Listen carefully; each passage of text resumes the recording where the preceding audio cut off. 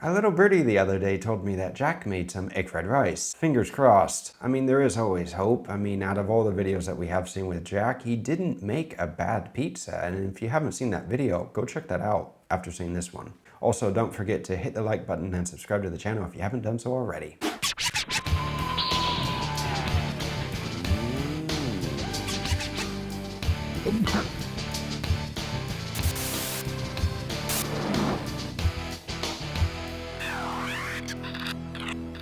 One quick thing, guys, before we get into this video, please just keep in mind that this video is about the recipe, not about the person. Please keep the critiques to the recipe. I'll try to be an example and do the same myself, okay? Hey everybody, this is the episode I've been looking forward to. My wife loves edamame, and we're doing edamame fried rice, and we got a lot of stuff here, but it's super easy to make. Come on in close and let's make something delicious. The words cooking with Jack and delicious are not synonymous. In other words, they don't go together. That's great. This did a great job. That's a lot of juice. Moist. Very good. Very good. All right, so let's run down everything. Got some already cooked brown rice. Ew, brown rice. That's healthier, isn't it? So, well, at least it doesn't look clumpy. Got some broccoli. Got my scallions or green onions. Got some kale. Got some eggs right here. Okay. Got the best teriyaki sauce you'll ever taste. If you don't have my sauce, you can use your own teriyaki sauce. You can use soy sauce in this recipe. Whatever works. Normally you do use soy sauce when making egg fried rice. I mean, you can use anything that you want at home. Seriously, it's not just this, that, or the other thing. It's flexible, super flexible. Did I say kale? Well, if I didn't, I'm saying it again. I've got olive oil spray. I've got olive oil. He has olive oil spray and olive oil. Why not just have one? You don't need the spray. Red bell pepper, onion, the lovely ginger, and then some shelled edamames. Forget the onion, it's not in the recipe. You can use an onion if you need to, it's not a problem. Make sure that you dice it thin so it's not too big. And 4 garlic cloves right here, and mushroom tops. Now, it asked for shiitake, but I couldn't get shiitake, so I'm going with portobello. You could have just used some button mushrooms, or maybe you couldn't get them at the time.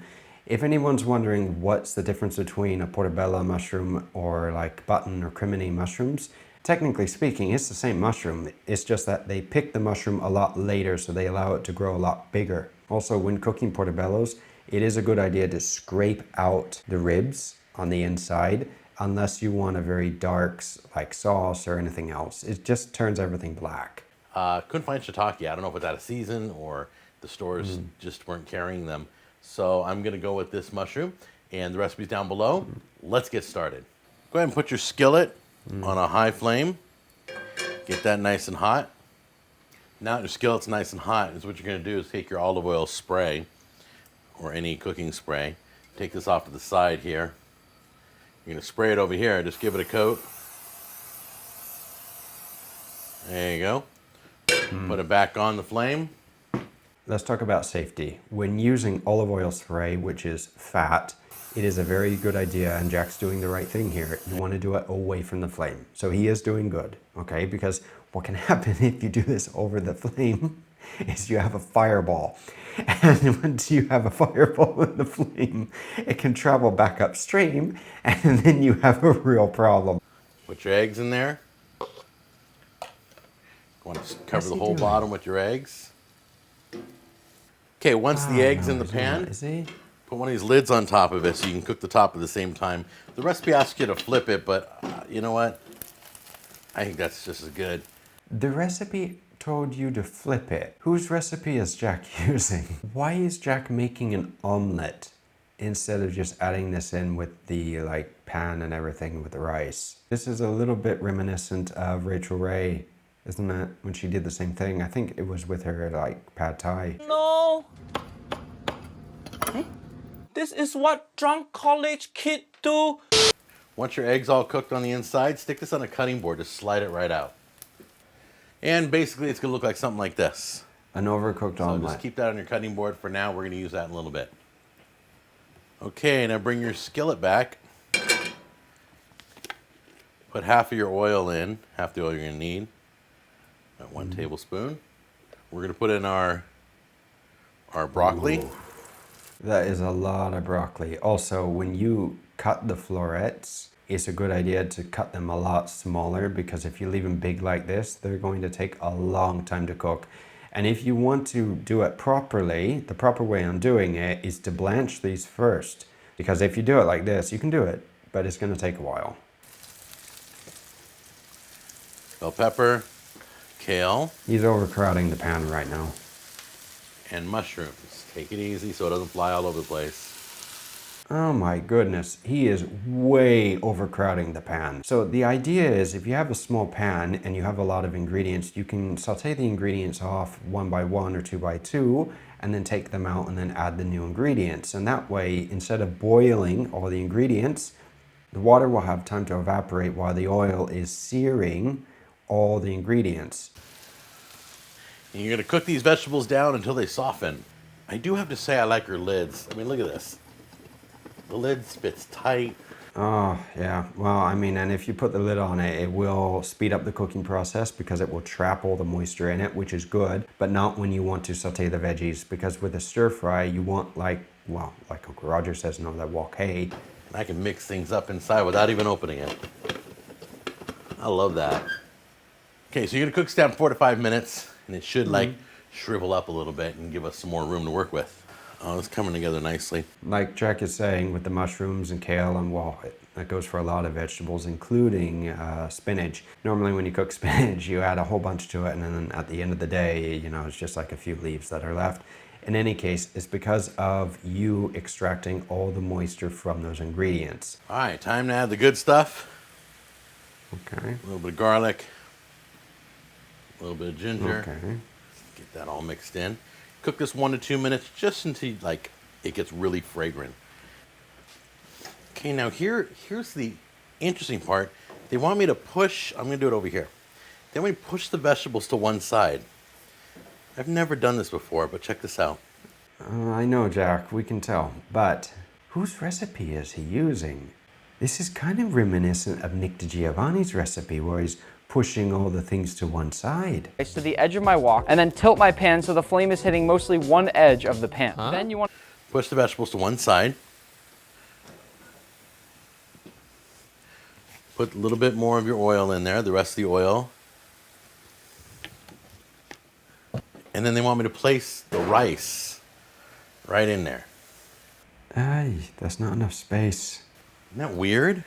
It is weird. The proper way would be to take all the vegetables out, saute the rice, put that in, fry it, no? And then add the veggies back in. When you're like making fried rice, you get all those little crispy bits of rice that stick to the bottom. They want me just to heat up and cook the rice. It's already cooked. It's brown rice, but they want me to cook it some more on that side. And you're literally just letting that rice cook right there for about 1 to 2 minutes on high heat. And this is the importance of using a bigger pan so you have more space to work with, because right now, I mean, you can see that he doesn't have any space. Nothing. Last part, Oh no. add the edamame in. He needs to cook off the edamame a little bit. They're already cooked, but he needs to like toss them, heat them up. The best teriyaki sauce you'll ever taste in there. Well, I do have to admit, Jack's best teriyaki sauce, I don't know if he made it or somebody else made it for him, but it does look like it has a good consistency. It also looks like he added a lot of cornstarch to it. You can see how glazy it is, which is normal for teriyaki sauce to be like a thick sauce, so this is perfectly normal. I would add a little bit of soy to this because teriyaki is a little too thick. It can also burn. Turn the heat off. Where's the egg? And just work it in. Ugh. Okay, let's bring the pan over. Okay, everyone, get ready. All right, there we go. And then here's the cool part. Ready for this? You're gonna grab, you're probably wondering what's up with these eggs that I cooked. You thinly slice the eggs Ew. and you place them in here and they almost look like noodles. And there it is in all its glory, edamame fried rice. I mean, if you look at the egg fried rice, that has to be a very ugly bowl of egg fried rice. I'm sorry, but it doesn't look nice. Now, on the other hand, is it bad for you? To be honest, I think that Jack actually made probably one of the healthiest things that we have reviewed. He didn't do bad on the health side, but on the presentation and maybe tasty side. Garlic and ginger and everything's exploding in that bowl right now. I can't wait to try it out. It's going to be an amazing dinner tonight, but let's give it a taste right now and see how it is. All right, so I'm not sure exactly whether you eat this with a fork or a spoon, because I've never tried it before, but let's, I'm using a spoon. I got a little kale. I actually use a fork at home because I'm used to using a fork. I'm not used to eating rice with a spoon, but technically you're supposed to use a spoon. A little broccoli, a little bit of everything. All right, here we go. You ready? He's going to say it tastes delicious. Just keep this in mind. He is very biased on how his food tastes. Just keep that in mind. All right, that's good. What do you think? That's enchiladas. That is real enchiladas. Yeah. Oh, okay. It's amazing now. It'll be even better tomorrow. It's perfect.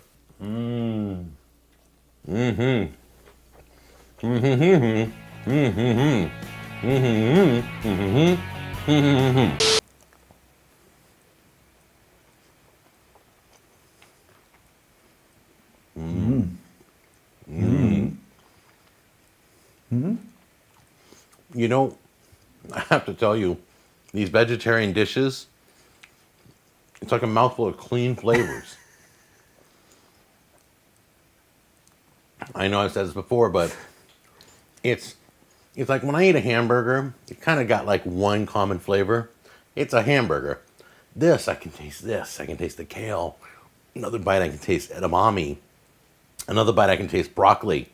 It's awesome. Typically with a burger, you have more going on than just the burger patty and nothing else. I mean, you have other flavors. If you put mustard on it, you'll taste that, the ketchup. If you add tomatoes, if you add pickles, onions, you taste those flavors with the burger. It's not just the burger. It depends on who makes the burger though.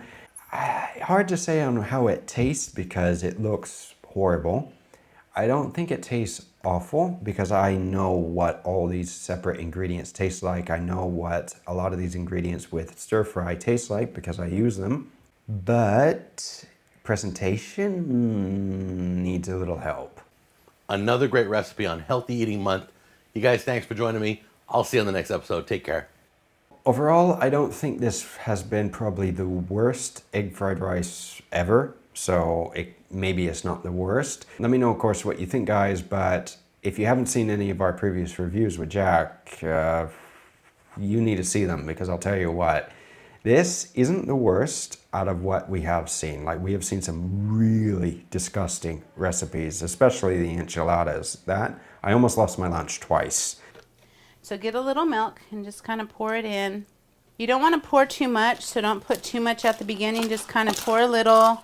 Mix it really, really good. If you want to see those videos after seeing this one, be sure to check them out here or in the description of my YouTube channel. And if you did happen to enjoy this video, well, at least if you got something educational out of it, then be sure to give the video a like and a share, but don't forget to hit the subscribe button as it means a lot to me.